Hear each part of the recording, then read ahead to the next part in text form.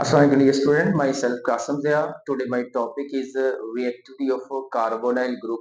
It's my second lecture on chapter 12 aldehydes and ketones. और आज हम बात करेंगे इन डिटेल के रिएक्टिविटी किन फैक्टर्स पे डिपेंड करती है कार्बोनाइल ग्रुप की। और सेकंड वन हम बात करेंगे general mechanism acid catalysed nucleophilic addition and base catalysed nucleophilic addition reaction. चलिए स्टार्ट करते हैं कार्बोनाइल ग्रुप की। सबसे पहले तो बात करते हैं carbonyl group organic compound which consist of carbonyl group are called carbonyl compound. जैसे एल्डिहाइड कीटोन है, दोनों में यही फंक्शन ग्रुप होता है। कार्बोनाइल में कार्बन डबली बॉन्डेड ऑक्सीजन के साथ और ये डाईवेलेंट रेडिकल है, डाईवेलेंट फंक्शन ग्रुप है। और oxygen gets partial negative charge, carbon gets partial positive charge due to charge separation. तो मैं यहाँ पे कुछ पॉइंट्स क्लियर कर दूं कि ये जो आपको ग्रुप नजर आ रहा है कार्बोनाइल ग्रुप और इसकी कुछ कैरेक्टरिस्टिक्स है, वो अगर आप गौर करें, इसको समझ लें। नंबर वन तो आप देख सकते हैं कि carbon is oxygen is more electronegative than carbon atom. तो ये क्या है, हाईली कार्बोनाइल ग्रुप क्या है, हाईली पोलर है। हाईली जो है वो पोलर इन करेक्टर है, पोलर इन नेचर है, नंबर वन।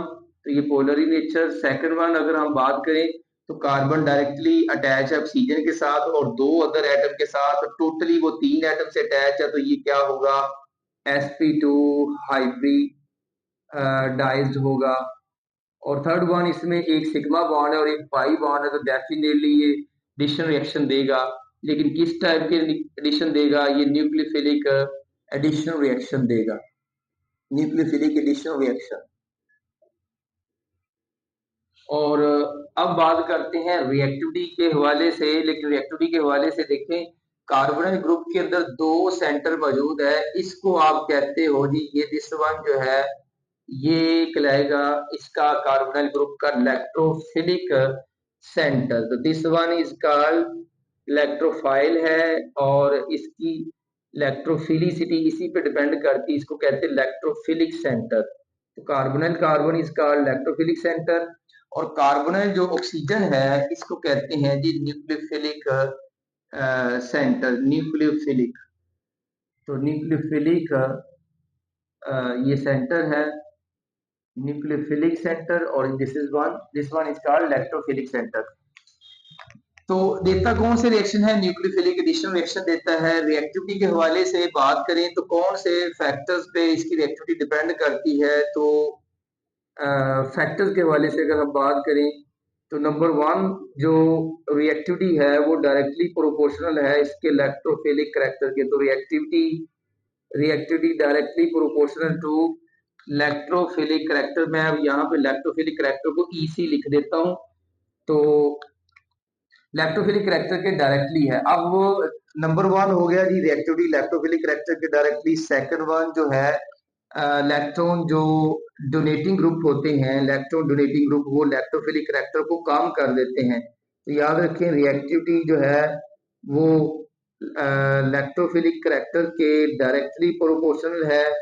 लेकिन इलेक्ट्रॉन जो डोनेटिंग ग्रुप होते हैं, इलेक्ट्रॉन डोनेटिंग ग्रुप वो इलेक्ट्रोफिलिक करैक्टर को क्या कर देते हैं, डिक्रीज कर देते हैं। तो electron donating groups like methyl का जो इलेक्ट्रॉन डोनेटिंग ग्रुप है वो लेस देन इथाइल है। तो इथाइल का लेस देन प्रोपाइल है C3H7 और लेस देन ब्यूटाइल है C4H जो है वो 9 हो सकता है। तो ये ग्रुप जितना बड़ा होता जाएगा, इलेक्ट्रॉन डोनेटिंग ग्रुप जो है वो उतना ही ज्यादा होता जाएगा, वो ज्यादा इलेक्ट्रॉन डोनेट करेगा। उससे इलेक्ट्रोफिलिक करैक्टर जो है वो जितना इलेक्ट्रॉन डोनेटिंग ग्रुप ज्यादा इलेक्ट्रॉन डोनेट करेगा उतना इलेक्ट्रोफिलिक करैक्टर कम होगा, जिससे रिएक्टिविटी में भी कमी आएगी। अगर तीसरे फैक्टर की बात करें तो यहाँ पे इलेक्ट्रॉन डोनेटिंग ग्रुप के साथ साथ इलेक्ट्रॉन विदड्रॉइंग भी है। इलेक्ट्रॉन विदड्रॉइंग के हवाले से जो रिएक्टिविटी है वो इलेक्ट्रोफिलिक करैक्टर के, मैंने बताया कि इलेक्ट्रोफिलिक जो करैक्टर है उसके डायरेक्टली है। और जो इलेक्ट्रॉन विदड्रॉइंग ग्रुप्स होते हैं, इलेक्ट्रॉन विदड्रॉइंग ग्रुप्स में अगर हम बात करें तो फ्लोरीन का greater than chlorine, greater than bromine, greater than iodine. तो यहाँ पे सबसे ज्यादा जो इलेक्ट्रॉन विदड्रॉइंग इफेक्ट है वो फ्लोरीन का, क्योंकि उसकी इलेक्ट्रोनेगेटिविटी ज्यादा है। ये किस पे डिपेंड करता है, इलेक्ट्रोनेगेटिविटी पे डिपेंड कर रहा है। और जितना ज्यादा इलेक्ट्रोनेगेटिव एटम होगा सब्स्टिट्यूट के तौर पे आएगा एल्डिहाइड कीटोन में, वो उतना ज्यादा इलेक्ट्रॉन विदड्रॉ करेगा, इससे इलेक्ट्रोफिलिक करैक्टर बढ़ेगा, इससे रिएक्टिविटी में भी क्या आएगी, इंक्रीज आएगी। डियर स्टूडेंट, फोर फैक्टर की अगर हम बात करें तो कार्बोनिल जो ग्रुप है एल्डिहाइड्स में भी वही है, कीटोन में भी ये ग्रुप मौजूद है, उनकी जो रिएक्टिविटी है वो डिपेंड करती है स्टेरिक हिंड्रेंस पे भी। तो स्टेरिक हिंड्रेंस जितने ज्यादा जो सब्स्टिट्यूट जितना बड़ा होगा, यहाँ पे मतलब जितना बल्कि ग्रुप होता जाएगा, स्टेरिक जो हिंड्रेंस है वो उतनी ही ज्यादा होगी। तो आने वाले अटैकिंग न्यूक्लियोफाइल को अटैक करने से रोकना स्ट्रक्चर की बिना पे ये स्टेरिक हिंड्रेंस है। मतलब हमारा जो सबस्ट्रेट मॉलिक्यूल है, सबस्ट्रेट जो मॉलिक्यूल होता है, जिस सबस्ट्रेट मॉलिक्यूल वो आने वाले न्यूक्लियोफाइल को स्टेरिकली क्या करेगा, हिंडर करेगा। सबस्ट्रेट मॉलिक्यूल स्टेरिकली क्या करता है जी, हिंडर्स करता है, हिंडर्स करता है किसको जी, अटैकिंग न्यूक्लियोफाइल को। NU लिख देता हूं जी, न्यूक्लियोफाइल को स्टेरिकली हिंडर करेगा। अब उसकी स्टेरिक हिंडर जितनी ज्यादा होगी उतना रिएक्टिविटी जो है वो उसकी कम होगी। तो इस हवाले से मैं जरा एग्जांपल देना चाहूंगा। तो point to be noted that ये सारी फैक्टर्स मैं ये क्लियर कर देता हूँ कि देखिएगा जरा यहाँ पे। अब मैं यहाँ पे बात करूंगा कार्बोनाइल ग्रुप के हवाले से नहीं, कार्बोनाइल कंपाउंड्स के हवाले से। तो कार्बोनाइल कंपाउंड्स में रिएक्टिविटी का जो ऑर्डर मुझे नजर आएगा वो कुछ इस तरह से होगा कि कार्बन जो है वो डबली बॉन्डेड है, दिस वन। आगे फिर ये मैं कुछ 4 से 5 दफा लिख देता हूँ कि carbonyl group, carbonyl group, carbonyl group, and fourth पे अगेन कार्बोनाइल ग्रुप, और लास्ट वन भी कार्बोनाइल ग्रुप होगा। तो ये देखिएगा जरा, point to be noted that कि अगर कार्बोनाइल ग्रुप डायरेक्टली अटैच हो दो हाइड्रोजन के साथ तो ये फॉर्मल्डिहाइड होगा। और अगर एक मिथाइल है और दूसरा जो है वो हाइड्रोजन एस्टैल्डिहाइड होगा, और दिस वन में दोनों ही मिथाइल है तो एसीटोन होगा। और इसमें माय डियर स्टूडेंट्स एक मिथाइल है और दूसरा जो है वो इथाइल है, और लास्ट में दोनों में ही क्या आ जाते हैं, इथाइल ग्रुप आ जाते हैं। तो आप देखिए यहाँ पे point to be noted that कि अगर मैं रिएक्टिविटी ऑर्डर बताऊं तो ये फॉर्मल्डिहाइड का reactivity order, most reactive formaldehyde, then acetaldehyde, then acetone, and then जो है वो डाइथाइल कीटोन। अब ये जो रिएक्टिविटी है जो मैंने फैक्टर बताए सिर्फ वही, यही फैक्टर्स उस ऑर्डर ऑफ रिएक्टिविटी को जस्टिफाई करेंगे। सबसे पहली बात करते हैं reactivity directly proportional to electrophilic character. तो यहाँ पे लैक्टोफिलिक जो करैक्टर है वो फॉर्मल्डिहाइड के अंदर लैक्टोफिलिक करैक्टर सबसे ज्यादा होगा, क्योंकि कार्बोनिल कार्बन जो है वो डायरेक्टली अटैच किसी भी इलेक्ट्रॉन डोनेटिंग ग्रुप से नहीं है। Electron donating group second case में आएगा जो इलेक्ट्रॉन डोनेट करेगा, और उसके इलेक्ट्रॉन डोनेट करने से ये जो पार्शियल पॉजिटिव चार्ज है इलेक्ट्रोफिलिक जो करैक्टर है EC वो उसमें डिक्रीज आएगी, क्योंकि जितना ऑक्सीजन ने इलेक्ट्रॉन विदड्रॉ किए कार्बन से इलेक्ट्रोफिलिक करैक्टर को प्रमोट किया है, लेकिन मिथाइल ने उसको उतना ही डिक्रीज कर दिया है। यहाँ ऑक्सीजन ने इलेक्ट्रोफिलिक करैक्टर को प्रमोट किया है, इंक्रीज किया ताकि रिएक्टिविटी ज्यादा हो, लेकिन मिथाइल इलेक्ट्रॉन डोनेटिंग ग्रुप दो जब अटैच होंगे तो डबल इलेक्ट्रॉन डोनेटिंग है, तो decrease in electrophilic increase in electrophilic character जो है वो डिक्रीज हो जाता है, कंपेंसेट हो जाता है बाई इलेक्ट्रॉन डोनेटिंग ग्रुप से।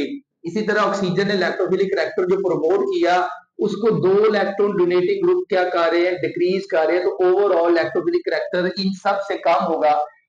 इथाइल का जो इलेक्ट्रॉन डोनेटिंग ग्रुप है वो मिथाइल से ज्यादा है, इसलिए जब ये दो ग्रुप इलेक्ट्रॉन डोनेट करेंगे तो इलेक्ट्रोफिलिक करैक्टर सबसे कम होगा, रिएक्टिविटी सबसे कम होगी। तो दिस वन क्या कहलाएगा जी, मोस्ट रिएक्टिव होगा। तो this one is most reactive, और दिस वन जो है वो लीस्ट रिएक्टिव है।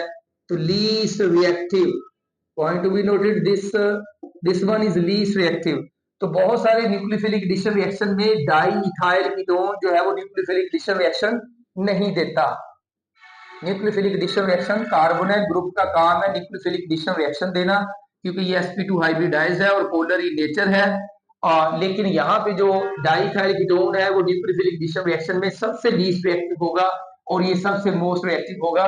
सेकंड वन में मैंने बताया था कि R जो है वो directly proportional to electrophilic character, और electrophilic character electron donating group कम करते हैं, तो सबसे ज्यादा इलेक्ट्रॉन डोनेटिंग ग्रुप इसका होगा और सबसे कम इलेक्ट्रोफिलिक करैक्टर होगा। थर्ड पे देखें, रिएक्टिविटी इलेक्ट्रोफिलिक करैक्टर के डायरेक्टली और electrophilic character electron withdrawing group increase करते हैं। तो ये भी मैं बताता चलूं कि यहाँ पे अगर मैं आपसे पूछूं भाई विच of the following is most reactive, तो एक तो है आपके पास जो है वो एस्टैल्डिहाइड है, एस्टैल्डिहाइड, और सेकंड वन जो है वो क्लोरो एस्टैल्डिहाइड है, क्लोरो एस्टैल्डिहाइड में एक क्लोरीन आ जाएगा, और थर्ड वन में डाई क्लोरो, मतलब कि दो क्लोरीन आ जाएंगे, दो क्लोरीन आ जाएंगे, और ये एल्डिहाइड ग्रुप है। अब गौर करें, ये ये तीनों क्या है, एल्डिहाइड ही है, लेकिन यहाँ पे डाइक्लोरोएस्टैल्डिहाइड है और दिस वन जो है वो क्लोरोएस्टैल्डिहाइड है, क्लोरोएस्टैल्डिहाइड, ये CHO कर लें जी। तो यहाँ पे देखें कि क्लोरीन का इलेक्ट्रॉन डोनेटिंग इफेक्ट नहीं होता, विद ड्रॉइंग होता है। तो विद ड्रॉइंग अल्फा कार्बन पे जितने इलेक्ट्रॉन विद ड्रॉइंग ग्रुप होंगे, इलेक्ट्रोफिलिक करैक्टर जो है वो पार्शियल पॉजिटिव चार्ज जो है वो उतना ही इंक्रीज होगा, जितने ये विदड्रॉ करेंगे उतना ही इंक्रीज होगा। मैंने बताया कि विद ड्रॉइंग जितना विदड्रॉ करेगा उतना ही इलेक्ट्रोफिलिक करैक्टर इंक्रीज होगा, रिएक्टिविटी इंक्रीज होगी। तो यहाँ पे डाइक्लोरोएस्टैल्डिहाइड की रिएक्टिविटी सबसे ज्यादा है, देन क्लोरोएस्टैल्डिहाइड, देन एस्टैल्डिहाइड। तो आपने देखा कि विद ड्रॉइंग ग्रुप रिएक्टिविटी को बढ़ा रहे हैं और डोनेटिंग जो है वो रिएक्टिविटी को कम कर रहे हैं, तो इसमें ये सबसे ज्यादा रिएक्टिव है। तो नेक्स्ट जो स्टेरिक हिंडस के हवाले से मैंने बताया कि इसकी जो स्टेरिक हिंडस है आने वाले टैकिंग न्यूक्लियोफाइल को ये स्टेरिकली हिंडर करेगा। तो जितना बल्कि ग्रुप होता जाएगा, बड़े बड़े अल्काइल ग्रुप अटैच होंगे, फिनाइल इससे भी बड़ा स्टेरिकली हिंडर करेगा। तो इथाइल की रिप्लेसमेंट अगर मैं बेंजाइल से कर दूंगा तो और ज्यादा स्टेरिक हिंडस बढ़ जाएगी। तो जितनी स्टेरिक हिंडस ज्यादा होगी वो आने वाले टैकिंग न्यूक्लियोफाइल को स्टेरिकली वो हिंडर करेगा और इस तरह उसकी रिएक्टिविटी स्टेरिक हिंडस के बढ़ने से भी कम होती है। I hope you understand very well these four factors. Student next एक एमसीक्यूज करते हैं। कार्बोनाइल ग्रुप आपको वो देता है, कहता है जी carbonyl group undergoes what type of reaction. Second MCQs है कि characteristics reaction of carbonyl group. तो ये दोनों स्टेटमेंट में बहुत बड़ा फर्क है, डिफरेंस है। पहला देखें कि carbonyl group undergoes what type of reaction.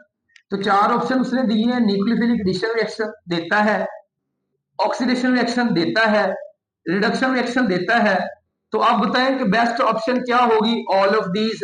तो यहाँ पे ऑप्शन फर्स्ट एमसीक्यूज का आंसर डेल्टा बनता है, तो मैं यहाँ पे डेल्टा लिख देता हूं माय डियर। को इसका डेल्टा ऑप्शन बेस्ट है कि ऑल ऑफ दीज होना चाहिए।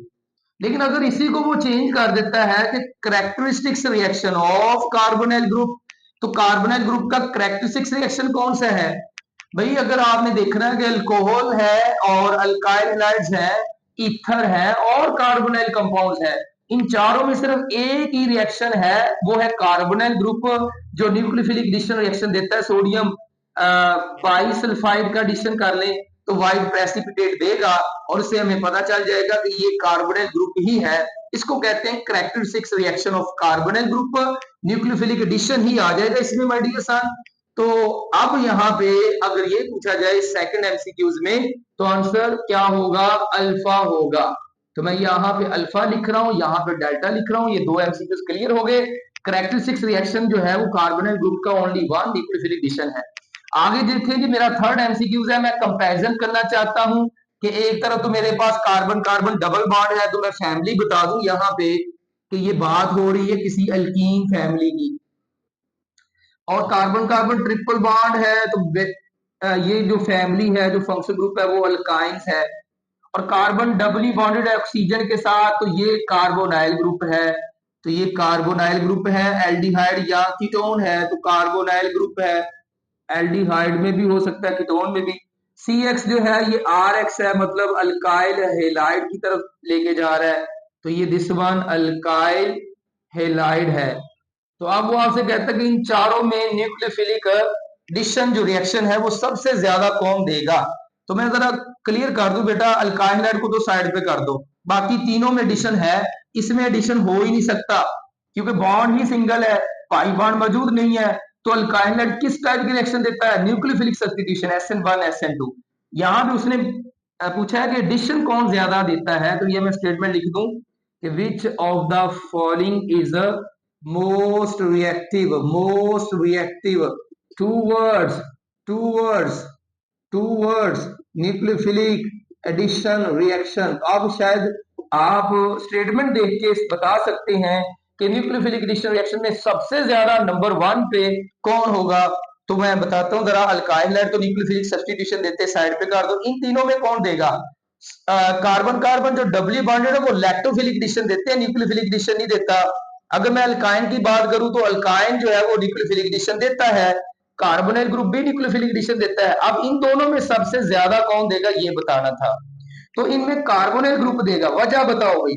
भाई देखो यहाँ ट्रिपली बॉन्डेड में भी पोलर है, पोलैरिटी मौजूद है, मैं ये नहीं कहता कि ये नॉन पोलर है। This one polar, this one polar, this one polar due to presence of pi bond. यहाँ दो पाई बॉन्ड है, पोलैरिटी उससे भी ज्यादा है। यहाँ भी पोलैरिटी है, लेकिन यहाँ पे दो डिफरेंट एटम में इलेक्ट्रोनेगेटिविटी का डिफरेंस ज्यादा होने की वजह से पोलैरिटी डिफरेंस बहुत ज्यादा हो जाएगा। तो इलेक्ट्रोनेगेटिव डिफरेंस बहुत ज्यादा होने की वजह से पोलैरिटी बहुत ज्यादा होगी, और ये एक पावरफुल, एक strong electrophilic nature carbonyl carbon जो है वो कमोडेट करेगा, फैसिलिटेट करेगा आने वाले न्यूक्लियोफाइल को। तो most reactive nucleophile philic addition reaction carbonyl group देगा। स्टूडेंट न्यूक्लियोफिलिक एडिशन रिएक्शन के हवाले से बात करें तो कार्बोनाइल जो सबस्ट्रेट है अंडरगोज न्यूक्लियोफिलिक एडिशन रिएक्शन, और ये एसिड की मौजूदगी में भी रिएक्शन हो सकता है, बेस की मौजूदगी में भी एसिड कैटालाइज हो सकता है, बेस कैटालाइज हो सकता है, डक्ट दोनों में सेम रहता है। अगर मैं यहाँ पे देखूं तो कार्बन जो है वो इलेक्ट्रोफिलिक नेचर है, ऑक्सीजन न्यूक्लियोफिलिक नेचर है। तो इसका जो रीजन होता है, इसके दो पार्ट होते हैं, एक पॉजिटिव पार्ट होता है और एक नेगेटिव पार्ट होता है। पॉजिटिव पार्ट हमेशा ऑक्सीजन पे आएगा, तो यहाँ पे जो है वो कार्बन पाई बॉन्ड टूट जाएगा, OH बन जाएगा। और बेटा जो सेकंड है, जो नेगेटिव पार्ट है वो कार्बन पे आएगा, तो NU यहाँ पे मैं लिख देता हूँ जी, NU जो है। तो आपने देखा कि negative part electrophilic nature carbonyl carbon पे आता है, और जो पॉजिटिव पार्ट है वो न्यूक्लियोफिलिक नेचर कार्बोनाइल ऑक्सीजन पे आता है। और जो एडिशन रिएक्शन के बाद बनता है उस प्रोडक्ट का नाम क्या है? इस प्रोडक्ट को आप एडक्ट कह सकते हैं। चलें, अब इसमें एसिड का क्या रोल है, बेस का क्या है, कब एसिड कैटालाइज होगा, कब बेस कैटलिस्ट की जरूरत पड़ेगी। तो मैं यहाँ पे बात करूं कि एसिड कैटालाइज में एसिड जो है वो क्या करता है, एसिड प्रमोट करता है। ये बहुत इंपॉर्टेंट पॉइंट है। एसिड प्रमोट करता है जी क्या, इलेक्ट्रोफिलिक करैक्टर किसका, ऑफ कार्बोनाइल ग्रुप। तो electrophilic character of carbonyl group में कार्बोनाइल कार्बन का इलेक्ट्रोफिलिक करैक्टर प्रमोट करता है। किस तरह से करता है आइए देखिए, इस हवाले से हम मैकेनिज्म की तरफ जाएंगे। मैकेनिज्म से ये चीजें क्लियर हो जाएगी कि इज इट पॉसिबल कि आपका जो एसिड है वो प्रमोट कर सकता है इलेक्ट्रोफिलिक करैक्टर को। मैकेनिज्म तो NISM मैकेनिज्म के हवाले से बात करते हैं। तो देखिए जी, ये है कोई कार्बोनाइल ग्रुप है और इसमें ये इलेक्ट्रोफिलिक की नेचर है और ये न्यूक्लियोफिलिक की नेचर है, जिसके पास दो लॉन पेयर भी है। फर्स्ट करें यहाँ पे कोई एसिड आता है जो अपना प्रोटॉन दे देता है, तो एसिड कैटलिस्ट क्या करेगा ये क्लियर कर दूं। तो मेरे डियर सन, यहाँ पे कोऑर्डिनेशन होने वाली है। कार्बोनाइल ऑक्सीजन अपना लॉन पेयर के थ्रू उसके साथ कोऑर्डिनेट कोवलेंट बॉन्ड बना लेगा। कार्बन डबली बॉन्ड ऑक्सीजन के साथ है, और कोऑर्डिनेट कोवलेंट बॉन्ड जो बनेगा वो कुछ इस तरह से देखेंगे, ये हाईलाइट हो गया रेड के साथ, ऑक्सीजन पे चार्ज क्या आ गया, पॉजिटिव आ गया, और ये कोई डाइवेलेंट था। अब यहाँ पे देखेंगे जो carbon partial positive charge carry करता है वो एक वीक इलेक्ट्रोफाइल है। यहाँ पे WE लिखा है मैंने, वीक इलेक्ट्रोफाइल है। अब ऑक्सीजन पे चार्ज पॉजिटिव आ गया, इस आयन को क्या कहते हैं, ऑक्सोनियम आयन कहते हैं, ऑक्सोनियम आयन। अब रेजोनेंस के थ्रू क्या होगा, रेजोनेंस के थ्रू ये जो पॉजिटिव चार्ज है माय डियर सन, ऑक्सीजन की बजाय ये कार्बन पे शिफ्ट हो जाएगा। तो यहाँ पे ड्राइविंग फोर्स यही है कि भाई यहाँ पे देखिए ऑक्सीजन मोर इलेक्ट्रोनेगेटिव पे पॉजिटिव चार्ज हाईली अनस्टेबल होता है, इसके पास एक लॉन पेयर है, तो वो अपना दूसरा लॉन पेयर पूरा करने के लिए यहाँ पे जो पाई बॉन्ड है, पाई जो इलेक्ट्रॉन्स है वो शिफ्ट हो जाएंगे ऑक्सीजन के पास। तो इसको कहते हैं डिस्प्लेसमेंट ऑफ पाई इलेक्ट्रॉन्स। हमेशा displacement of pi electrons, electromagnetic effect जिसे कहते हैं, वो हमेशा मोर इलेक्ट्रोनेगेटिव की तरफ ही पाई इलेक्ट्रॉन जाएंगे, तो OH आ जाएगा। और कार्बन पे जो चार्ज है वो क्या हो जाएगा, कंप्लीट पॉजिटिव हो जाएगा। तो यही मेरा मकसद है बताना आपको कि एसिड कैटालाइज प्रमोट करता है किसको जी, promote electrophilic character of carbonyl group. आपने देखा जो पहले चार्ज था वो पार्शियल पॉजिटिव था, अब जो है वो कंप्लीट पॉजिटिव है, और कंप्लीट पॉजिटिव से ये क्या हो जाएगा, एक बहुत ही स्ट्रॉन्ग जो है वो इलेक्ट्रो जो है वो फाइल बन जाएगा, स्ट्रॉन्ग इलेक्ट्रोफाइल बन जाएगा। अब इस पे वीक न्यूक्लियोफाइल भी आसानी से क्या कर सकता है, अटैक कर सकता है। अगर फर्ज करें अटैकिंग रीजन जो है वो एच एन यू आता है, जनरली मैं बात कर रहा हूँ, तो एच एन यू है, एच एन यू कोई रीजन है, पार्शियल पॉजिटिव है, पार्शियल नेगेटिव है, बहुत ही वीक न्यूक्लियोफाइल है, तो इसका डायरेक्ट एडिशन पॉसिबल नहीं था, इसने इसको फैसिलिटेट किया है, इसने इसका इलेक्ट्रोफिलिक करैक्टर प्रमोट कर दिया, जिससे इसकी रिएक्टिविटी आने वाले वीक न्यूक्लियोफाइल के लिए क्या हो जाती, बहुत ही ज्यादा सेवरल टाइम्स इंक्रीज हो जाती है, और यही कैटलिस्ट का काम होता है रिएक्शन को स्पीड अप करना। या फिर रीजनरेशन एसिड की होगी, क्या होगा जी, एडक्ट हमारा गौर कीजिएगा, एडक्ट पे कोई फर्क नहीं पड़ता, एडक्ट हमेशा सेम ही होगा, इसको गौर से देख लीजिएगा, एडक्ट जो है वो हमेशा सेम ही होगा। तो क्या होगा जी, यहाँ पे क्या मौजूद है, ओ एच ग्रुप है, यहाँ पे एन यू आ जाएगा, और जो अटैकिंग रीजन का ये एच पॉजिटिव आपको जो बाहर नजर आ रहा है, एक्चुअली ये कैटलिस्ट था, और ये कैटलिस्ट जो है वो एसिड कैटलिस्ट, एंड पे कैटलिस्ट क्या हो जाता है, रीजनरेट हो जाता है। तो ये आपने देखा जो हमारा एडक्ट बनता है। आगे बढ़ते हैं बेस कैटालाइज के हवाले से। तो डियर स्टूडेंट, बेस कैटालाइज का काम क्या है, इसका सबस्ट्रेट से कोई तल्लुक नहीं है, कोई लेना देना नहीं है, इसने अटैकिंग रीजन को प्रमोट करना है, उसके न्यूक्लियोफिलिक करैक्टर को। तो क्या करेगा जी, बेस कैटालाइज क्या करेगा, बेस, मैं यहाँ पे एक सेंटेंस लिख देता हूँ, उसी को एक्सप्लेन करना है मैंने। बेस जो है वो प्रोमोट कर देता है, प्रोमोट्स कर देता है किसको भाई, न्यूक्लियोफिलिक करैक्टर को। तो वो इलेक्ट्रोफिलिक करैक्टर को, ये न्यूक्लियोफिलिक करैक्टर को। लेकिन ये न्यूक्लियोफिलिक करैक्टर सबस्ट्रेट का नहीं है, न्यूक्लियोफिलिक करैक्टर ऑफ रीजन है, रीजन। तो ये रीजन का न्यूक्लियोफिलिक करैक्टर प्रमोट करेगा। आइए इस हवाले से बात करते हैं। बेस के हवाले से मैं बताता चलूं, ये है जी हमारे पास ओ एच है जो कि बेस है, और ये अटैकिंग रीजन है जो कि एच एन यू है।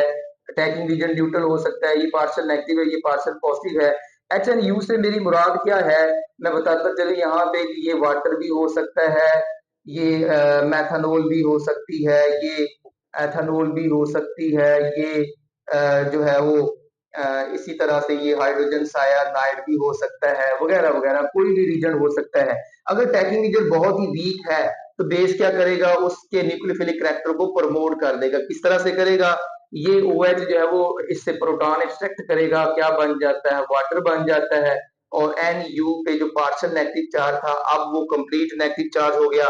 पहले पार्शियल नेगेटिव चार्ज था, तो ये क्या था जी, वीक था, अब कंप्लीट नेगेटिव चार्ज हो गया, तो ये स्ट्रॉन्ग हो गया। This one is a strong nucleophile, strong nucleophile. तो इस तरह बेस ने न्यूक्लियोफिलिक करैक्टर को क्या कर दिया है, इंक्रीज कर दिया है, और उसका अटैक करने की उसकी रिएक्टिविटी जो है वो ज्यादा हो जाएगी। हमेशा याद रखें, OH जो है वो स्ट्रॉन्गर होता है वाटर से। इसी तरह से जो सायानाइड है वो स्ट्रॉन्ग न्यूक्लियोफाइल है हाइड्रोजन सायानाइड से। इसी तरह से जो NH2 है नेगेटिव, वो स्ट्रॉन्ग न्यूक्लियोफाइल है अमोनिया से। तो हमेशा चार स्पीशीज जो होती है वो न्यूट्रल से ज्यादा स्ट्रॉन्ग न्यूक्लियोफाइल होता है। यही हमारा मकसद था बेस का काम, उस पार्शियल नेगेटिव को कंप्लीट नेगेटिव में चेंज करना।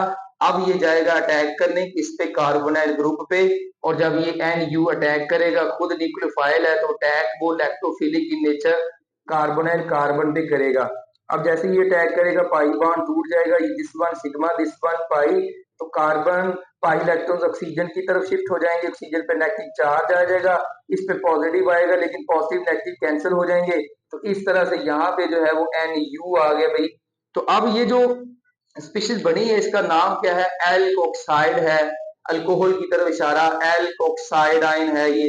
अब ये इलेक्ट्रिकली न्यूट्रल होना चाहता है, तो जो वाटर यहाँ पे प्रोड्यूस हुआ है, यहाँ पे जो वाटर प्रोड्यूस हुआ है, वो वाटर बेटा इसको प्रोटॉन दे के इलेक्ट्रिकली न्यूट्रल कर देगा। और ये जो स्टेप लास्ट है, कि इस तरह से ये एक चार स्पीशीज ने अपने आप को क्या कर लिया है, न्यूट्रल कर लिया है। लेकिन साथ में देखें कि जब ये प्रोटॉन देगा, उसकी प्रोटोनेशन होगी, तो साथ में OH भी प्रोड्यूस होगा, जो कि रीजनरेशन ऑफ बेस है। तो एंड पे बेस रीजनरेट हुआ, इस केस में एंड पे जो है वो एसिड जो है, कैटलिस्ट जो है, उसकी क्या हुई है, रीजनरेशन हुई है। तो मैं ये भी बताता चलूं कि एसिड कैटालाइज के थ्रू कितने रिएक्शंस हैं हमारे इस चैप्टर के अंदर। तो डियर स्टूडेंट, पॉलीमेराइजेशन रिएक्शन है, पॉलीमेराइजेशन। तो पॉलीमेराइजेशन रिएक्शन भी इसी मैकेनिज्म के थ्रू है। और एडिशन ऑफ अमोनिया इसी मैकेनिज्म के थ्रू है, addition of derivative of ammonia इसी मैकेनिज्म के थ्रू है, इसी तरह से एसिटल फॉर्मेशन इसी मैकेनिज्म के थ्रू है, एसिटल फॉर्मेशन इसी मैकेनिज्म के थ्रू है। अगर मैं इस हवाले से बात करूं तो डियर स्टूडेंट, बेस कैटालाइज के हवाले से अगर मैं बताता चलूं तो यहाँ पे बता देता हूँ चलें। तो बेस कैटालिस्ट के हवाले से एल्डोल जो है वो aldol condensation reaction base catalysed है, कैंजरो बेस कैटालाइज्ड है, कैटालाइज्ड है, Cannizzaro base catalysed, aldol base catalysed है। इसी तरह से हाइड्रोजन सायानाइड का जो एडिशन है वो बेस कैटालाइज्ड है, addition of sodium hydrogen sulphide base catalysed है। ऐसे सो मैनी अदर भी जो हम नेक्स्ट लेक्चर में स्टडी करेंगे। तो I hope you understand very well कि एसिड कैटालाइज जो है वो लैक्टोफिलिक की नेचर कार्बन एंड कार्बन को प्रमोट करता है, जबकि base catalyst nucleophilic character of attacking region को प्रमोट करता है। दोनों का मकसद रिएक्टिविटी को इंक्रीज करना है। और एब्सेंस ऑफ कैटलिस्ट की मौजूदगी में या तो यील्ड बहुत कम होगी या रिएक्शन बहुत स्लो होगा, बहुत ज्यादा वो टाइम लेगा। तो इस तरह से हम एसिड या बेस कैटलिस्ट को जो है वो प्रेफर करते हैं ताकि रिएक्शन की जो स्पीड है, जो रेट है, वो ज्यादा हो जाए। जी